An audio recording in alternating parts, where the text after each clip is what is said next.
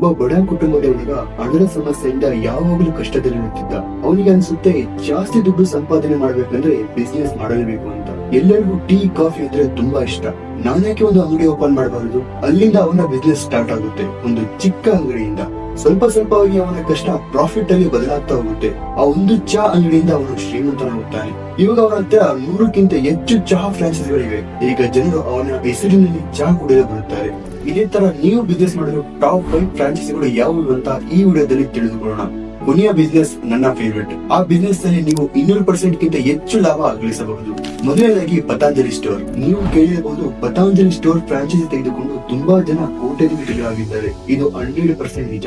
Patanjali Ayurvedic product market ಅಲ್ಲಿ ಜೋರಾಗಿ ನಡೆಯುತ್ತಿದೆ ಮತ್ತು ಕರ್ನಾಟಕದಲ್ಲಿ ಈ ಬಿಸ್ನೆಸ್ ತುಂಬಾ ವ್ಯಾಲ್ಯೂ ಇದೆ. ಇದಕ್ಕೆ ಬೇಕಾಗಿರೋ ಇನ್ವೆಸ್ಟ್ಮೆಂಟ್ 4 ರಿಂದ 6 ಲಕ್ಷ ಅಷ್ಟೇ. ನೀವು ಡೈರೆಕ್ಟ್ ಆಗಿ ಪತಂಜಲಿ ಮಾರ್ಕೆಟಿಂಗ್ ಆಫೀಸ್ ಅಥವಾ ನಿಯರ್ ಬೈ ಸ್ಟೋರ್ ಗಳಲ್ಲಿ ಹೋಗಿ ಫ್ರಾಂಚೈಸಿ ಮಾಹಿತಿ ಕೇಳಿದರೆ ಅವರು ನಿಮಗೆ ಎಲ್ಲಾ ಮಾಹಿತಿ ಕೊಡುತ್ತಾರೆ. ಎರಡನೇದು ಐಸ್ ಕ್ರೀಮ್. ಚಳಿಗಾಲದಲ್ಲಿ ಬೇಸಿಗೆಗಾಲದಲ್ಲಿ ಐಸ್ ಕ್ರೀಮ್ ನ ಪ್ರೈಸ್ ಯಾವತ್ತೂ ಕಡಿಮೆ ಆಗುವುದಿಲ್ಲ. ಈ ಜೊತೆಗೆ ಮಿಲ್ಕ್ ಶೇಕ್ಸ್, ಲಸ್ಸಿ, ಸ್ಯಾಂಡ್ವಿಚ್ ಮತ್ತು ಸ್ನಾಕ್ಸ್ ಒಂದೇ ಶಾಪ್ ನಲ್ಲಿ ಲಭ್ಯವಿರುತ್ತದೆ. Amul ice cream, Kwality Walls, Nandini ice cream ಇದು ಕರ್ನಾಟಕದಲ್ಲಿ ಟಾಪ್ ಐಸ್ ಕ್ರೀಮ್ ಫ್ರಾಂಚೈಸಿಗಳಾಗಿವೆ. ನಿಮ್ಮ ಹತ್ರ 5 ರಿಂದ 8 ಲಕ್ಷ ಇದ್ರೆ ಸಾಕು ಈ ಐಸ್ ಕ್ರೀಮ್ ಸ್ಟೋರ್ ಓಪನ್ ಮಾಡಬಹುದು. ಈ ಬಿಸ್ನೆಸ್ ನಿಮ್ಮ ಮೆಟ್ರೋ ಸಿಟಿ ಇಲ್ಲ ಅಂದ್ರೆ ಜನ ಎಲ್ಲಿ ಜಾಸ್ತಿ ಸೇರ್ತಾರೋ ಆ ಏರಿಯಾದಲ್ಲಿ ಈ ಬಿಸ್ನೆಸ್ ಮಾಡಿದ್ರೆ ತುಂಬಾ ಲಾಭ ಆಗುತ್ತದೆ. ಮತ್ತೆ ಈ ಬಿಸ್ನೆಸ್ ನ ಟೈಮ್ ನೀವು ಬೆಳಗ್ಗೆ 8 ರಿಂದ ರಾತ್ರಿ 12 ತನಕ ಓಪನ್ ಮಾಡಿದ್ರು ಏನು ಪ್ರಾಬ್ಲಮ್ ಆಗುದಿಲ್ಲ. ಮೂರನೇದು ವೆಜ್ ಬರ್ಗರ್ ಬ್ರ್ಯಾಂಡ್. ಇದು ಕರ್ನಾಟಕದಲ್ಲಿ ಟ್ರೆಂಡಿಂಗ್ ಬಿಸ್ನೆಸ್ ಆಗಿದೆ. ಇದು ಮಲ್ಟಿ ನ್ಯಾಷನಲ್ ಕಂಪನಿಗಳಿಗೂ ಕೂಡ ಕಾಂಪಿಟೇಷನ್ ಕೊಡ್ತಾ ಇದೆ. ಒಂದು ಸ್ಟೋರ್ ಓಪನ್ ಮಾಡಕ್ಕೆ 2 ರಿಂದ 3 ಲಕ್ಷ ಇದ್ರೆ ಸಾಕು ಮತ್ತು ನೀವು ಒಂದೇ ವರ್ಷದಲ್ಲಿ ಹಾಕಿರುವ ಇನ್ವೆಸ್ಟ್ಮೆಂಟ್ ಬ್ಯಾಂಕಿಗೆ ರಿಟರ್ನ್ ಬರುತ್ತದೆ. ಕಾಲೇಜ್ ಏರಿಯಾ ಐಟಿ ಹಬ್ ನಲ್ಲಿ ಹಾಕಿದರೆ ಬಂಪರ್ ರೆಸ್ಪಾನ್ಸ್ ಸಿಗುತ್ತದೆ. Burger king, jumbo king, the burger company ಇವು ಬೆಂಗಳೂರಿನಲ್ಲಿ ಟಾಪ್ ಬರ್ಗರ್ ಟ್ರೆಂಡಿಂಗ್ ಫ್ರಾಂಚೈಸಿಗಳಾಗಿವೆ. 4ನೇದು ಮಕ್ಕಳ ಪ್ರಾಡಕ್ಟ್ ಫ್ರಾಂಚೈಸಿ. First CRY.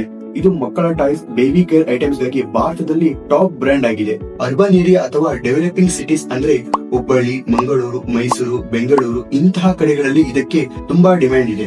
ಆದರೆ ಇದಕ್ಕೆ ಹೂಡಿಕೆ ಸ್ವಲ್ಪ ಜಾಸ್ತಿ ಇರುತ್ತದೆ. 10 ರಿಂದ 15 ಲಕ್ಷ ಇರಬಹುದು. ಯಾಕೆಂದ್ರೆ ಟಾಯ್ಸ್ ಗಳು ಸ್ವಲ್ಪ ಕಾಸ್ಟ್ಲಿ ಐಟಮ್ ಗಳಾಗಿರುತ್ತವೆ. ಇದರಲ್ಲಿ ನಿಮಗೆ ಲಾಸ್ ಆಗುವ ಸಾಧ್ಯತೆ ತುಂಬಾ ಕಡಿಮೆ. ಬೇಬಿ ಕೇರ್ ಐಟಮ್ಸ್ ಆಗಿರುವುದರಿಂದ ನಿಮಗೆ ರೆಗ್ಯುಲರ್ ಇನ್ಕಮ್ ಇರುತ್ತದೆ. 5ನೇದು ಚಹಾ ಫ್ರಾಂಚೈಸಿ. ಇದು ನನ್ನ ಫೇವರೇಟ್.